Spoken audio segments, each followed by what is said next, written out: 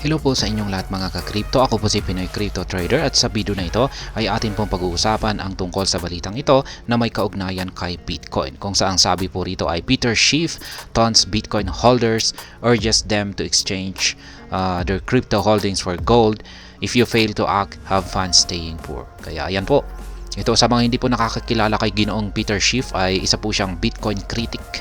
Ayaw na ayaw po niya kay Bitcoin at sapagkat ayon po sa kanyang paniniwala ay hindi raw po isang magandang investment asset or hindi raw po isang magandang safe na investment asset itong si Bitcoin. Kaya yan, matagal na po siyang critic ng Bitcoin or cryptocurrencies at yan, matagal na po siyang naglalabas ng mga negatibong pahayag tungkol lalo na dito kay Bitcoin. At ayan, ngayon ay siya po ay nanghihikayat sa mga holders ng mga cryptocurrencies or dito kay Bitcoin na ibenta na nila yung kanilang crypto holdings at ipalit nila ito ng gold. Yan, gold na asset. Dahil kung pag hindi raw po nila ito ginawa, ay yan, mananatili po silang mahirap. Yan, or pobre. Kaya ayan, bago po tayo magpatuloy ay nais ko lamang po munang bigyang linaw ang aking disclaimer kung saan ang nilalaman po ng video na ito ay hindi po ito isang financial advice. For education and information purposes lamang po ang layunin nito. Maliban po dito ay nais ko na rin pong magbigay babala na wala pong kahit anumang group chat ang Pinoy Crypto Trader.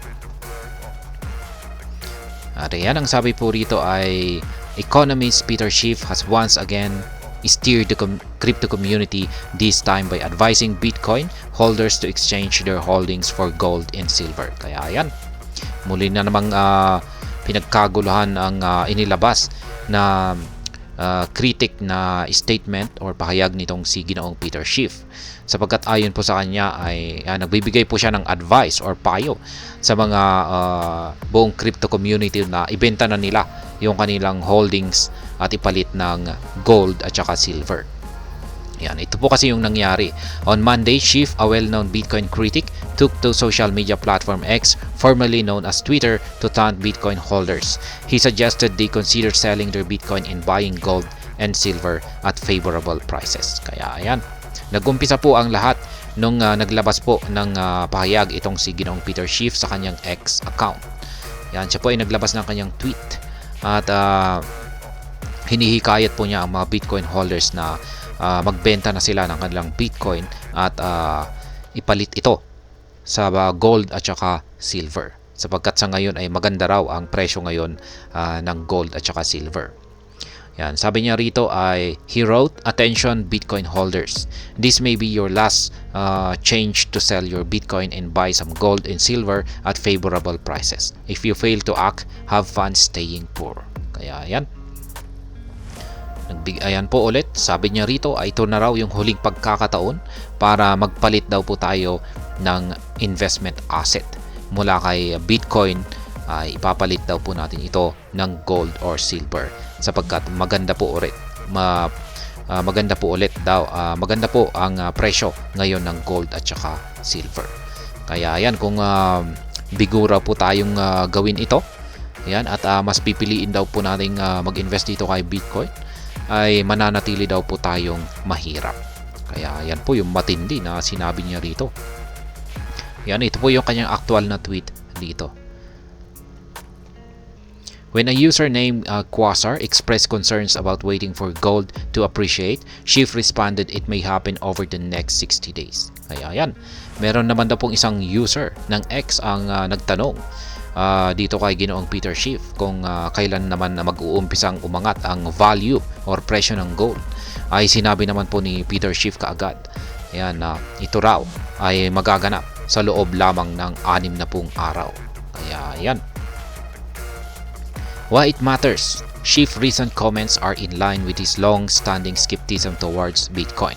Despite the cryptocurrency's record-breaking performance, Schiff has consistently advocated for gold as a more stable and reliable investment. Kaya ayan, ang gaya po ng sinabi ko po kasi kanina, itong si Ginoong Peter Schiff ay matagal na po siyang critic or meron po siyang skepticism kay Bitcoin, at lagi po niyang sinasabi na hindi itong magandang sinasabi po niya na hindi ito isang magandang investment asset.